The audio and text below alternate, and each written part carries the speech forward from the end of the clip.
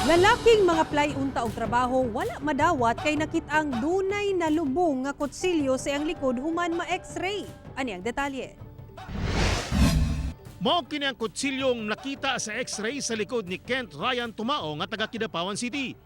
Buot unta niyang mo-apply og trabaho sa usa ka mining company apan wala madayon tungod sumala sa examining doktor. Mabutang sa delikado ang kinabuhi ni Kent kung dili mo operahan ug matanggal ang kutsilyo. Delikado ang kaimtang daw sir kay doon na lang daw sa langsang katong ibutang sir. Wala masayod si Kent kakapin usa ka tuig na diay nga daladala niya ang nalubong nga kutsilyo siyang likod. Enero sa milabing tuig, dihang nadunggaban kuno siya sa wala mailing grupo samtang nagsakay sa motor kauban ng higala sa Kidapawan City. Ako gitapin ako kay abi ko gisumbag ako ba. Ya tingala mo ko within 5 seconds.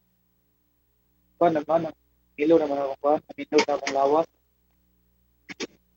Dito kay nagbaban ako. Kana ko makigagaw kay nagbaban ko bay. Miadto si Ken sa suka government hospital sa Kidapawan aron patambalan ng samad. Apan? Iguro ginloan akong samader niya, diretso tayo. Tapos, nakutana si mama sa doktor, dili na ba i-x-ray ang pumat.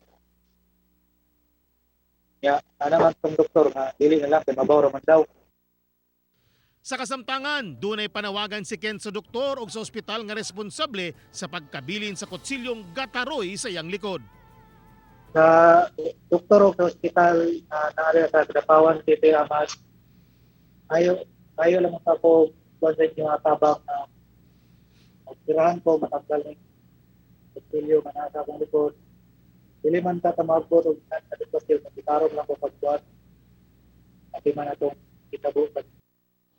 Ako, si Teco Campo, para sa One, Mindanao.